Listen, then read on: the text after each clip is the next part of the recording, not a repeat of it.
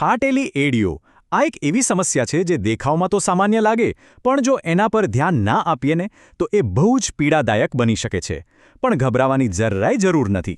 આજે આપણે વાત કરીશું એવા જ કેટલાક સરળ અને એકદમ અસરકારક ઘરેલું ઉપાયો વિશે, જે એડીઓને ફરીથી એકદમ કોમળ અને સુંદર બનાવી દેશે. જુઓ, આપણામાંથી મોટા ભાગના લોકોએ ક્યારેક ને ક્યારેક તો આ સમસ્યાનો સામનો કર્યો જ હોય છે, ખરું ને? ખાસ કરીને શિયાળામાં તો આ તકલીફ જાણે વધી જ જાય છે. પણ એવું નથી, ઘણા લોકોને તો બારેમાસ આ પરેશાની રહેતી હોય છે. અને હા, વાત ખાલી દેખાવની નથી. ફાટેલી એડીઓ ફક્ત દેખાવમાં ખરાબ નથી લાગતી. જો એની સમયસર સારવાર ના કરવામાં આવે ને તો આ તિરાડો ધીમે ધીમે ઊંડી થતી જાય છે. એમાંથી લોહી પણ નીકળી શકે છે અને પછી તો ચાલવામાં પણ એટલો દુખાવો થાય કે બસ પૂછો નહીં વાત. તો હવે કોઈ પણ ઉપાય પર જઈએ એ પહેલાં એ સમજવું બહુ જ જરૂરી છે કે આ સમસ્યાનું મૂળ કારણ શું છે, ખરું ને? ચાલો તો જરા ઊંડા ઉતરીએ અને સમજીએ કે આખરે એડીઓ ફાટે છે શા માટે. સૌથી પહેલું અને મોટું કારણ છે સૂકી ત્વચા. તમને ખબર છે, આપણા પગના તળિયામાં તેલની ગ્રંથિઓ નથી હોતી, એટલે એ ભાગ જલ્દી સૂકો પડી જાય છે. એ સિવાય શરીરમાં પાણીની કમી હોય, એટલે કે આપણે ઓછું પાણી પીતા હોઈએ કે પછી પોષણની ઉણપ હોય, આ બધું જ કારણ બને છે. અને હા, અયોગ્ય પગરખાં પહેરવા કે પછી લાંબા સમય સુધી ગરમ પાણીથી નહાવાની આદત, આ બધી નાની નાની વાતો પણ એડીઓ ફાટવા માટે જવાબદાર હોઈ શકે છે.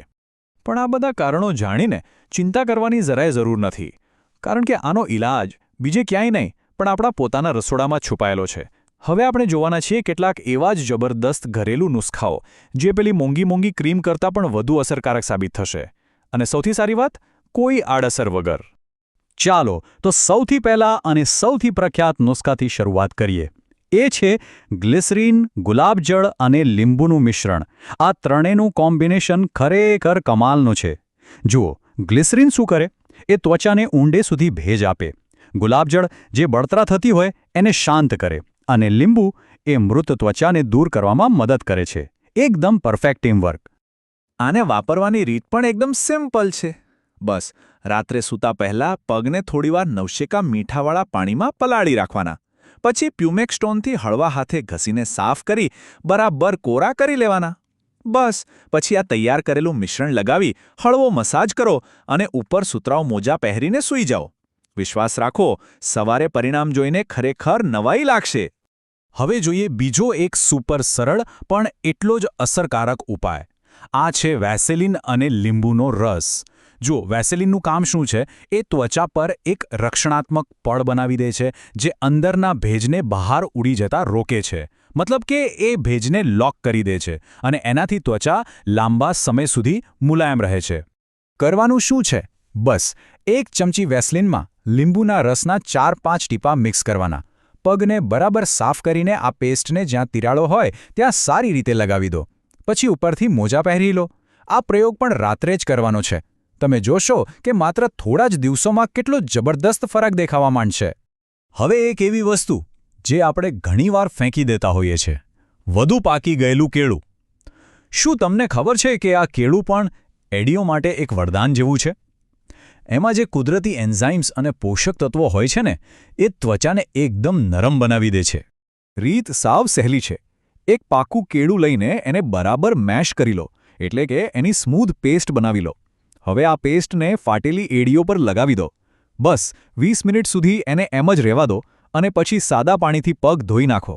આ પ્રયોગ અઠવાડિયામાં 2-3 વાર આરામથી કરી શકાય છે. એક વાત ખાસ યાદ રાખવા જેવી છે.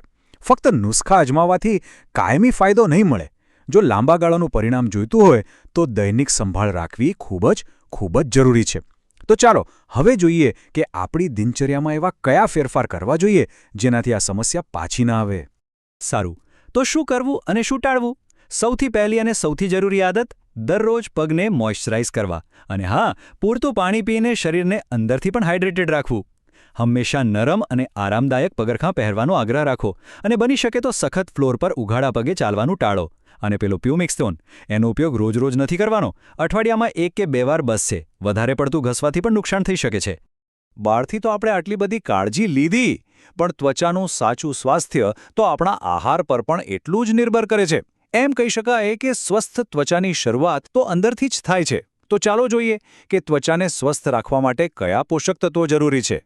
તો જુઓ, બહારથી જે કાળજી લઈએ છીએ એની સાથે સાથે અમુક ખોરાક એવા છે જે અંદરથી ત્વચાને રિપેર કરવાનું કામ કરે છે.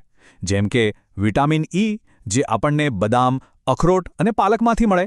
પછી છે વિટામિન સી, જે લીંબુ, નારંગી, પપૈયા જેવા ફળોમાં ભરપૂર હોય છે. અને ત્રીજું છે ઓમેગા-3, જે માટે અળસી, ચિયા સીડ્સ અને અખરોટ ખાઈ શકાય. આ વસ્તુઓને આહારમાં સામેલ કરવાથી ઘણો ફાયદો થાય છે. આપણે જેટલા પણ ઘરેલું ઉપાયોની વાત કરી એ બધા ખૂબ જ અસરકારક છે, એમાં કોઈ શંકા નથી. પણ અમુક પરિસ્થિતિઓ એવી હોય છે જેમાં ડૉક્ટરની સલાહ લેવી જ શ્રેષ્ઠ છે. તો ચાલો હવે એ પણ જાણી લઈએ કે ક્યારે નિષ્ણાતની મદદ લેવી જરૂરી બની જાય છે. તો સવાલ એ ઊભો થાય કે ક્યારે સમજવું કે હવે ઘરેલું ઉપચારો પૂરતા નથી? એવા કયા સંકેતો છે જે આપણને જણાવે કે સમસ્યા કદાચ ગંભીર હોઈ શકે છે અને હવે પ્રોફેશનલ મદદની જરૂર છે? આ વાત પર ખાસ ધ્યાન આપજો. જો 1-2 અઠવાડિયા સુધી ઉપચાર કર્યા પછી પણ કોઈ જ સુધારો ન દેખાય, અથવા તો દુખાવો કે સોજો ખૂબ વધી જાય, જો તિરાડોમાંથી પરવું નીકળે અથવા તો સતત લોહી નીકળતું હોય, તો જરા પણ રાહ જોયા વગર તરત જ ડૉક્ટરનો સંપર્ક કરવો. અને સૌથી અગત્યની વાત, જો કોઈને ડાયાબિટીસ જેવી બીમારી હોય તો પગની નાની અમથી તકલીફને પણ ક્યારેય નજરઅંદાજ ન કરવી જોઈએ. અંતમાં બસ એક જ વાત કહેવાની છે: ધીરજ અને નિયમિતતા આ બંને આ ઉપચારની ચાવી છે. પરિણામ કદાચ રાતોરાત નહીં મળે, પણ જો નિયમિત રીતે કાળજી રાખવામાં આવે તો ચોક્કસ મળશે. આ બધા સરળ ઉપાયો અને યોગ્ય સંભાળથી સુંદર અને મુલાયમ એડીઓ પાછી મેળવવી બિલકુલ શક્ય છે. છેવટે, જે પગ આપણો આખો ભાર ઉઠાવે છે એમની સંભાળ લેવી એ આપણી જ જવાબદારી છે, નહીં?